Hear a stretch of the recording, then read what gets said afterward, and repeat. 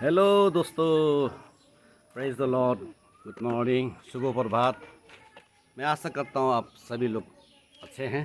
Praise the Lord, मैं भी बढ़िया हूँ। आज इस सुबह फिर एक छोटा संदेश लेके आया हूँ आपके पास। आशा करता हूँ आप सभी लोग आशीषित होंगे। दोस्तों,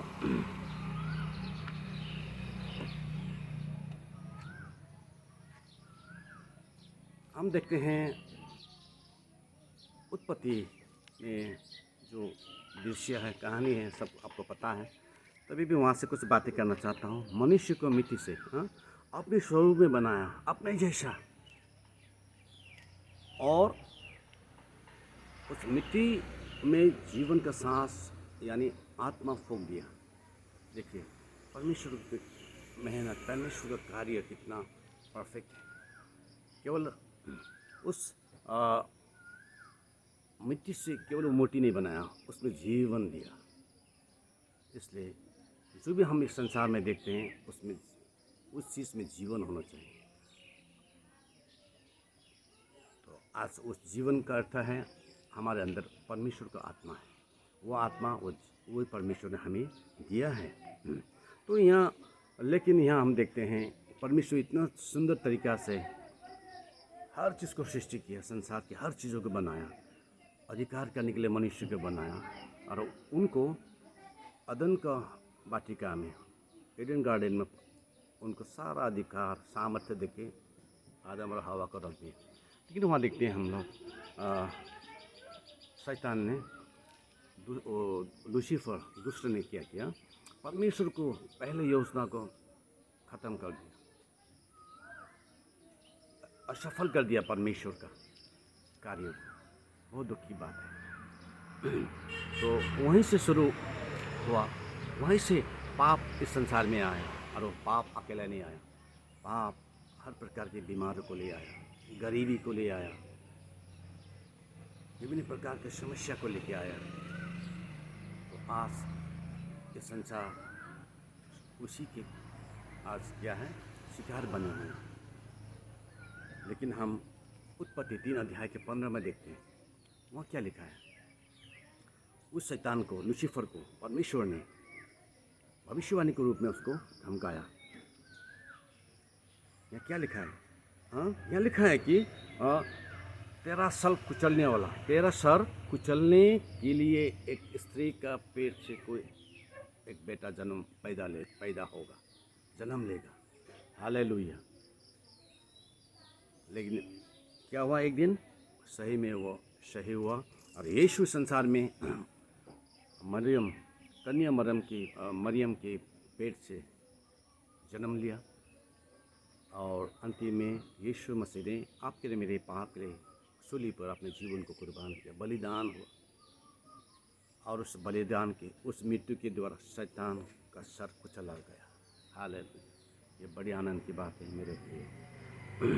तो इसलिए आज हम देखते हैं, तो वहाँ शैतान का योजना को परमेश्वर ने उसका योजना को छोड़ दिया, ख़त्म कर दिया। अभी आपके लिए, मेरे जीवन में आशा का किरण है। आज हम उस जो पाप से हम लोग उद्धार पा सकते हैं, छुटकारा पा सकते हैं। जैसे नीति वचन 20 अध्याय के 27 पद में हम लोग पढ़ते हैं, यहाँ लिखा है, मनुष्य का आत्मा परमेश्वर का दीपक है। हालेलुया। मनुष्य का आत्मा परमेश्वर का दीपक है। प्रिय हो, जब अब फिर हम यीशु मसीह को विश्वास करते हैं, फिर हमारा आत्मा फिर वो उद्धार पाता है, और वो फिर परमेश्वर का दीपक बन जाता है। जैसे मत्ती 5 अध्याय का 15 पद में भी लिखा है, तुम लोग जगत के ज्योति हो।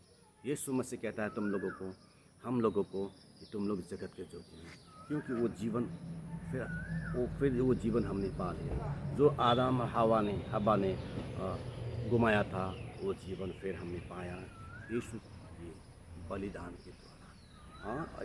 यूहन्ना 8 अध्याय के 12 पद में भी लिखा है, जो मेरे पीछे हो लेगा वो अंधकार में ना चलेगा, परंतु जीवन का ज्योति पाएगा।